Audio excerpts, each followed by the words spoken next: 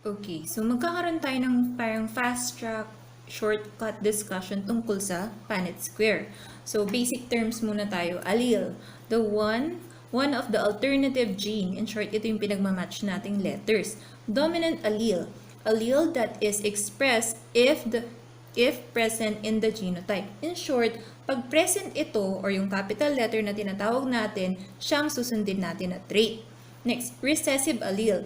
Allele that is expressed only in the absence of the dominant allele. Ibig sabihin, pag dalawang small letter ang lumabas, pa-follow natin yung recessive allele. Ganito yan. Meron tayong genotype, tapos phenotype. Ang genotype, yan yung combination ng allele. Meron tayong tatlong klase niyan. Meron tayong homozygous dominant. Ibig sabihin, dalawang capital letter. Meron tayong heterozygous dominant. Ibig sabihin, from the word heterozygous, ibig sabihin, or hetero, from the word hetero, ibig sabihin, magkaibang size sila. So, ibig sabihin, isang capital, isang small letter. And from the word homo, ibig sabihin parehas sila. So, parehas na small letter, homo-recessive, ibig sabihin parehas na small letter, homo-dominant, parehas na capital letter. Okay? Now, pag sinabi natin namang phenotype, observed trait or characteristic. Tandaan mo, letter P for physical. Ibig sabihin, ito yung nakikita mong itsura nila. If the dominant is present, follow the dominant trait. If the dominant is present, follow the dominant trait. So, ibig sabihin, pag ang lumabas is A capital, tapos A small letter, ifa-follow pa rin natin yung dominant trait. Pero may word na unless. Unless there is a given trait for the hetero. So, pag may given trait para dun sa hetero, may sarili siyang trait. Ganito. For example, yan. Ang dominant trait natin is blonde. Tapos, example lang naman, ang dominant trait natin is blonde. Tapos, ang recessive natin is black. So, black hair, blonde hair. Since ang hetero natin is walang sariling trait, ifa-follow niya yung blonde. So, ibig sabihin, blonde hair pa rin siya. Pag may capital at small, hetero, blonde hair pa rin siya. Pero, pag dun sa legend natin nakalagay na may sariling trait si hetero, so, pag ibig sabihin, AA na capital, blonde hair siya. A na hetero, ibig sabihin hindi sila parehas, small capital, brown hair siya. Pag sinabing AA na both small letter, black hair siya. Gets? Okay, basic yun.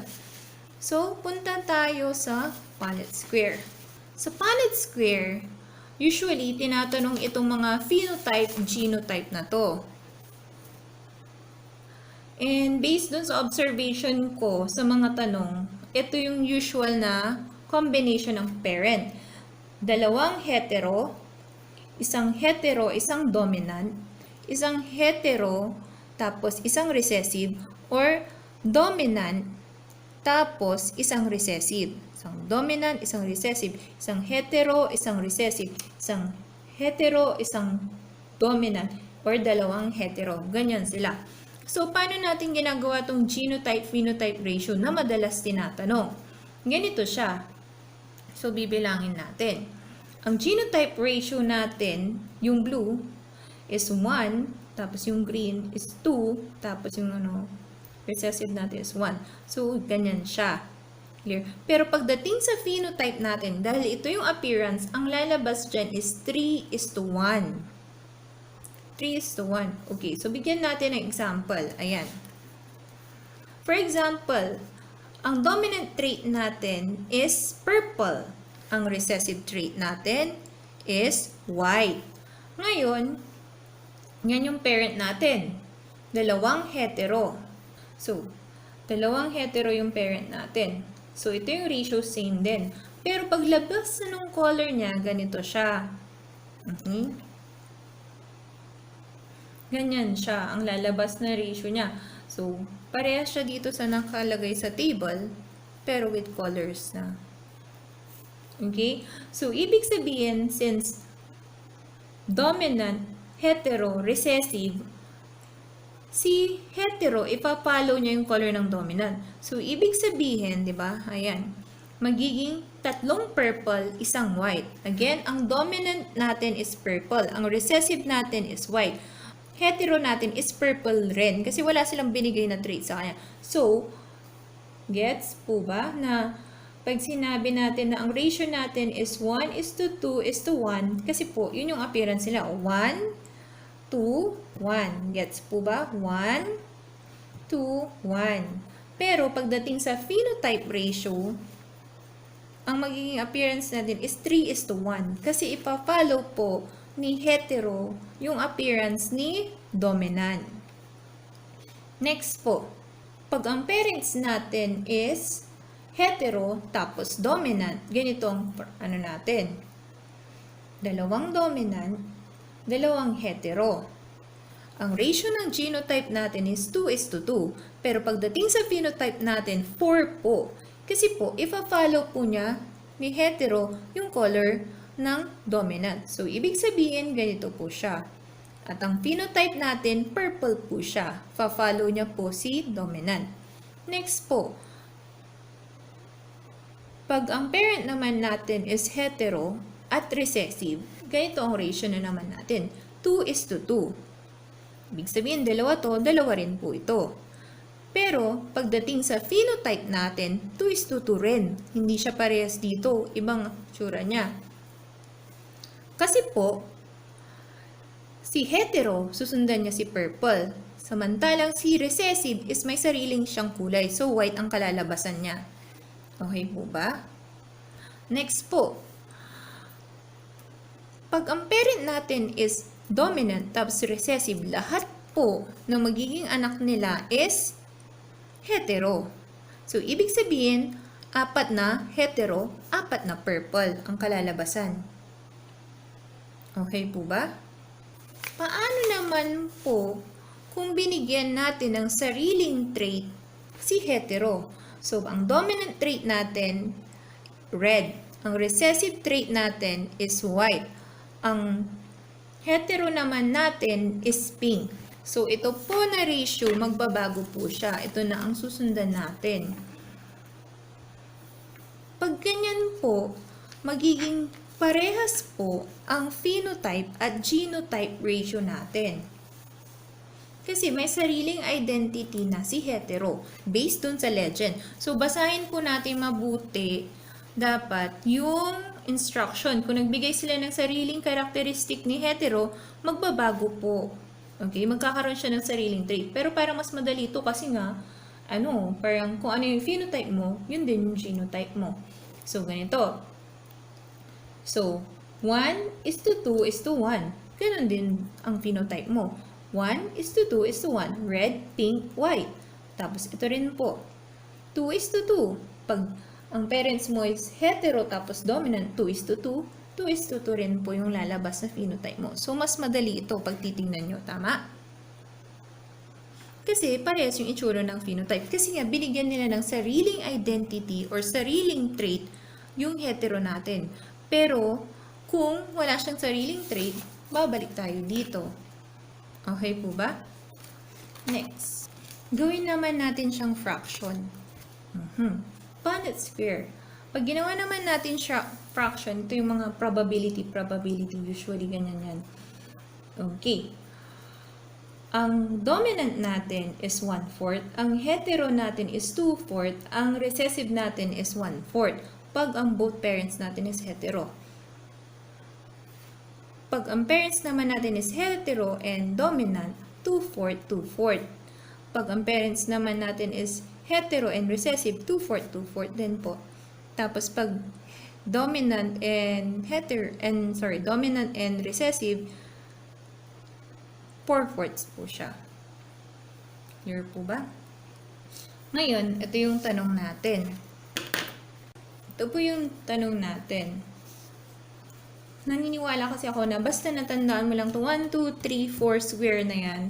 Tapos yung mga ratio niya, nakaka-survive ka na sa Punnett square.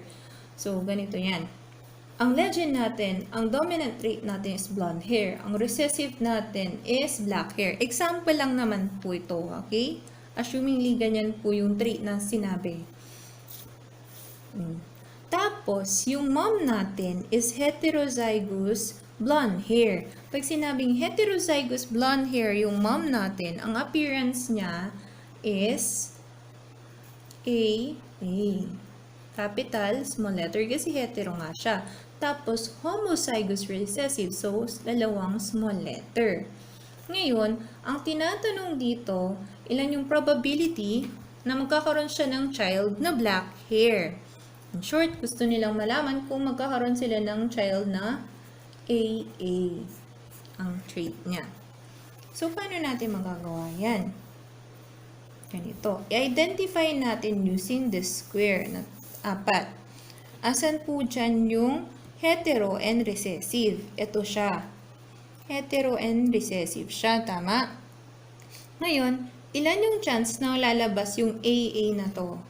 It's 2/4. Tama? So, ang sagot dyan is 2/4. Merong 2/4 na chance na magkakaroon sila ng anak na ang tsura niya is with black hair. So, ibig sabihin, ang sagot dito is 2/4. Or, pag sinimplier form natin, kasi pwede siyang i-divide, is 1/2. Okay? 1/2 nung possibility na magkakaroon sila ng chance na anak na black hair. Next question po.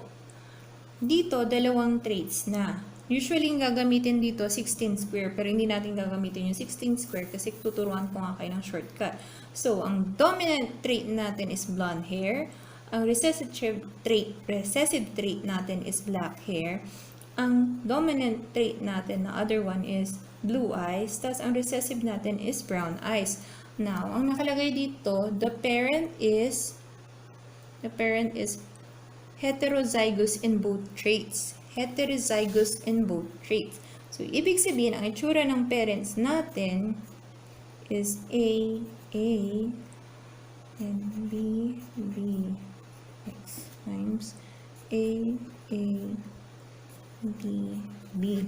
Tapos, ang hinahanap natin is a homozygous recessive in both traits. So, ang gusto nilang mahanap na child is homozygous recessive. So, small letter. Small letter A, small letter A, small letter B, small letter B. So, ganyan ang gusto nilang makukuha na appearance ng child nila. So, paano natin makukuha? Ang pinaka-easiest way dyan is pag-match in mo muna, gumawa ka ng Punnett square doon sa trait, dalawang trait na minamatch natin. Ibig sabihin yung hair muna. So, yung hair, assumingly ito si mom. Assumingly ito si dad. Okay? So, hair muna tayo. So, hetero in both traits, saan yun? Dito siya. So, ilan ang chance na lalabas tayo ng ganito na letter recessive? It's 1/4, di ba? Para umappear ito, ang chance natin is 1/4. So, ilalagay natin dito 1/4 para sa A na trait. Next po, eto naman. Hetero. So, eto rin po siya. Tama? Ilan ang chance na lalabas ang small letter B na dalawa? Small letter na parehas is 1/4 din. So, sulat natin 1/4 for letter B. So, 1 times 1 is 1. Tapos, 4 times 4 is 16. So, meron tayong 1/16 ang answer para dyan na chance para magkaroon sila ng child na AA tapos BB. Okay po ba? Next. Ito yung parent natin. Ang parent natin, ito, assumingly si mom to. Assumingly si dad yan. Ganyan. Okay, yan yung parent natin. Again, para gawin to, pag-matchin natin muna yung dalawang trait. Ibig sabihin yung AA. So, ibig sabihin, yung A na ito, that's X. A na capital, diba? Ang tanong dito, pag ganito po yung trait ng parents mo, ilan po yung chance na magkakaroon ka ng anak na child. Child po or offspring na dominant sa lahat ng trait. Ganon. Parang shortcut nga natin, fast track nga. Okay, so yun yung tanong nila. Paano natin gagawin yun? Ito yan. Copy natin muna yung trait. So, AA. Tapos, hanapin natin saan to dito sa apat na square. Ito siya. Heterodominant. Tama? So, ilan yung chance na may lalabas na dominant dyan? It's 2/4. So, 2/4. Next na trait. Ito, yung B.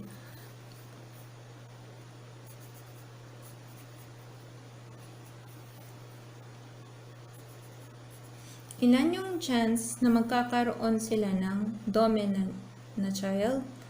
Hanapin natin muna. I think, yeah, it's the same. Ito rin siya. Tama? So, it's 2/4. Tapos, next, ito. Hetero sila. So, E. Tapos, ang chance nila na magkakaroon ng offspring na dominant in all trait is 1/4. Tama? So, 1/4. So, i-multiply mo lang yan. 2 times 2 is 4. Tapos, times 1, anong sagot dyan? Edi, 4 pa rin. Tapos, 4 times 4, anong sagot dyan? 16. Tapos, 16 times 4 is 64. Yan. Or pag sinimpliest form natin, it's 1/16. So, yan yung chance na magkakaroon, 1/16. Yan yung chance na magkakaroon sila ng child na dominant in all traits. Ito po yung trait ng parents mo. Hetero siya. Yung mom and dad mo, hetero in 3 traits. Ilan yung chance na magkakaroon ka ng isang child na recessive in all traits? Ulit. Katulad po nung kanina, copyhin natin lahat po ng magkaparehas na trait. So, A times A. Tama. Tapos, saan sila dito na square? Ito. Actually, ito siya lahat. Ang outcome natin dito is 1/4. Ito siya. So, 1/4. Tapos, ulit ito. Hetero. Yan siya. So, ang ipa-follow natin is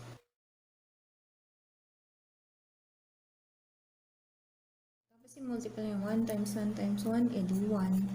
Tapos 4 times 4 times 4, 64. So, yan.